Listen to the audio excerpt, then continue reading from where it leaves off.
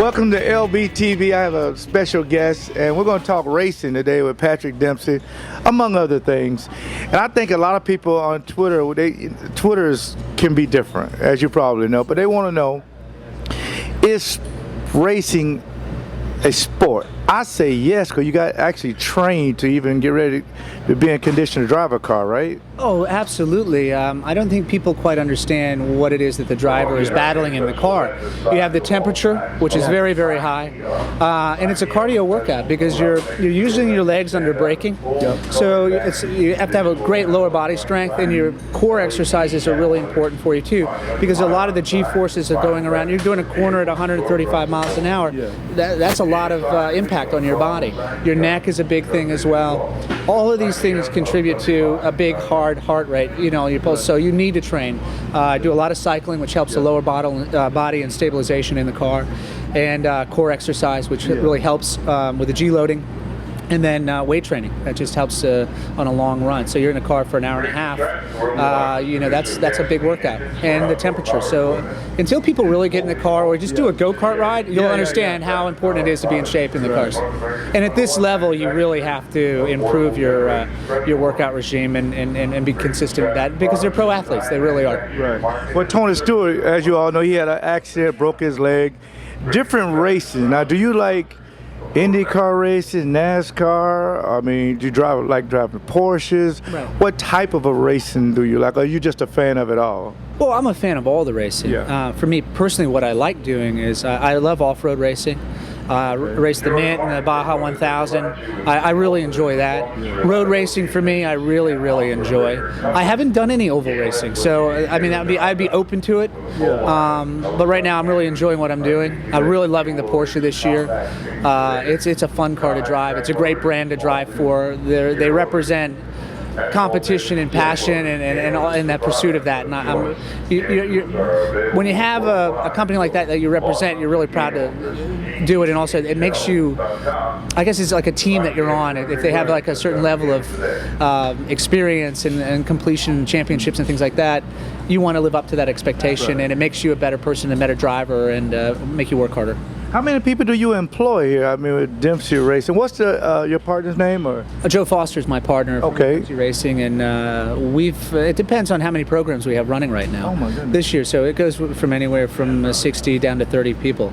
So it's a big business, and it's an expensive sport. And so it's very important to have a good sponsor. Speaking of big business, you're not leaving Grey's Anatomy, all right? I know you're racing. It's phenomenal, and I see your passion for it. Yeah. But I mean, where's the fine line in that? Because we don't want to become Charlie Sheen, where you get hurt and everybody on the whole cast can get paid. Right. So where's the passion for racing and acting? Well, it's really hard to compare the two. You can't, and I think sometimes the media sort of takes the quote that you say and they blow it up so that they can get it out there. So people, we won't do that. Well, so that people can read the article, and then you read the article, you really see it. I mean, it's completely a different experience.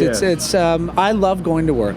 It's been a remarkable ride to be on a show that has been so successful, and they seem to want to continue on, and it's certainly worth having a discussion. How that plays itself out, who knows? But it's been an incredible opportunity. I'm extremely grateful. Shonda Rhimes has been incredibly supportive towards the racing, and ABC as well. We're in our 10th season this year. We're about to do our 200th episode, and there's a celebration within the group in the thing. So if it could go on in the right way, then it goes on. We'll see. Yeah. Speaking of competition, when you win an Emmy or when you're up for one, do actors really care about that kind of stuff? Oscars and awards. Yeah. Is it in your contract or stuff like that? I don't know. I mean, I think it's really hard to judge. How can you give an award to an actor? Sort of racing, it's either you cross the finish line first or not. There's so many things that go into a performance, and sometimes people who should be nominated don't get nominated, and that's unfortunate. So I don't necessarily feel actors should be given awards. It's a show, it's entertainment, and that's ultimately what it's about. There are a lot of great shows out there that certainly deserve recognition, and they do. And the stuff that's nominated this year, like House of Cards, is a fantastic show. But it's very hard, I think, to compare that against a network show because of how it's how it's done. I mean, to do 24 episodes a year is extremely difficult for the writers, and certainly after 10 years, extremely difficult to come up with fresh new storylines, but that's part of the challenge. So when you have something that's on like an HBO or Showtime, there's no way you can compare that to a network show, and I think the networks are struggling to figure out how to be competitive in that marketplace now. Now, what does your wife think about when you have a hot wife and you have to live this married life, but you go home to your wife and 3 kids? Yes, 3 kids. Yep, and I mean, she knows acting, and you have to kiss every now and then, and you may be covered. I mean, you're a good-looking guy. I mean, how does she? But she knows you're coming home to her. I'm coming home to her. But she's happy. I would be hard to do these love scenes because I'm a guy. So how do you make that work? Because you look so natural doing it. You know, he's a husband off the, off the camera. You're still a husband. It's the strangest profession in that matter. It's a good question, and it's like, I don't know. Ellen Pompeo and I have worked together for so long now that she feels like I'm married. One of my other wives, I guess. It's just one of those things that you do, and it's a strange thing, quite honestly, because you have 30 people watching you do these scenes. Fortunately, now that we're 10 years in, we don't have that many sex scenes anymore. It's sort of like a real marriage. Yeah, when you're on ABC, you gotta take it easy. You're right, it is like a real marriage. Back to racing for a minute, Patrick. Now, as watching TV, we see you guys change tires quite a bit, but they still have rubber on them. Right. Why do they change so much? I know it's for the grip, or what is it for? I mean, why would you want to change? Well, the life expectancy of a tire is so many laps, and after that it falls off. You lose the rubber. You'll see like there's rubber on the side of the track. It will fall off, and that's why they lose their grip, and there's no longer. When you put on a fresh set of tires, it usually takes half a lap for them to come up to temperature and up to the grip level, and then it will fall off after several laps. And then after a 45-minute stint or an hour and a half, you will have no grip. So the car will slide around a lot. Either develop understeer or oversteer, which means you go into the corner and it pushes, it doesn't turn, or you put the throttle down and the car steps out. The rear end of the car wants to step around. That's oversteer. And when you lose the grip, that's something that you have to take into consideration. And you'll notice that the lap times will drop considerably. So that's why we change so many tires. Depending on the tire brand that you're working with, we're Yokohama here, but also when we run Michelin, the tire companies are now working much harder so that you're changing tires less, because they're seeing that the impact on the environment is something that they need to concentrate on. And then that will ultimately show up on the road car when you get tires for your own car. Now, sometimes I disagree with my coach in playing for the Packers for 12 years.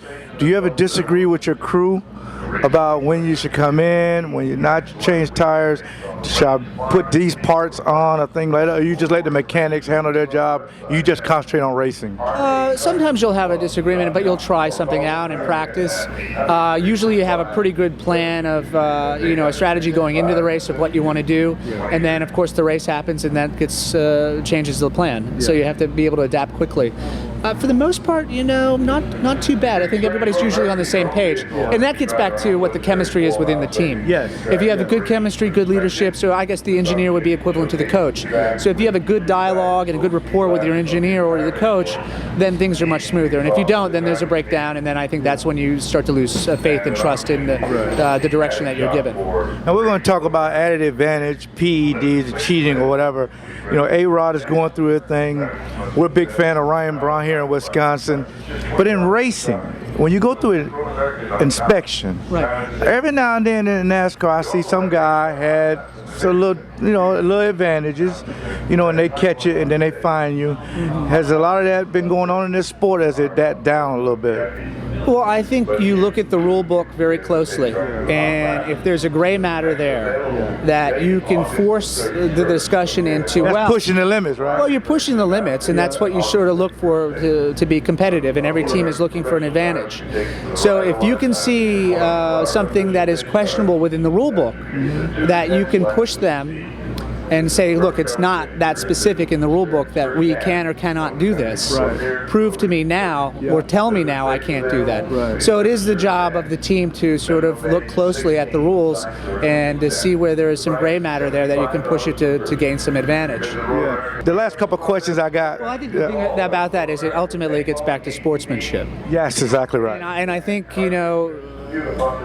the generations that we're in right now, it's very tricky because there's so much money at stake. Yes. And the temptation to do anything to enhance that performance to allow you to get the money that you want to go on is really great. Yeah. And you have to look at the sanctioning bodies who have allowed that to happen now are suddenly cracking down. But we need to get back to sportsmanship and respect for your fellow competitor. I mean, really being aggressive and playing hard and going out there. But if someone's down, you pick them back up and you play hard, and there's a twinkle in your eye when you're playing. And I think that's been lost. And we have to remember to get back to that. And that starts really in the playground and with the coaches early on, with parenting, and all the way up to the professional leagues. I mean, we need to see that with the pros and how they behave and interact.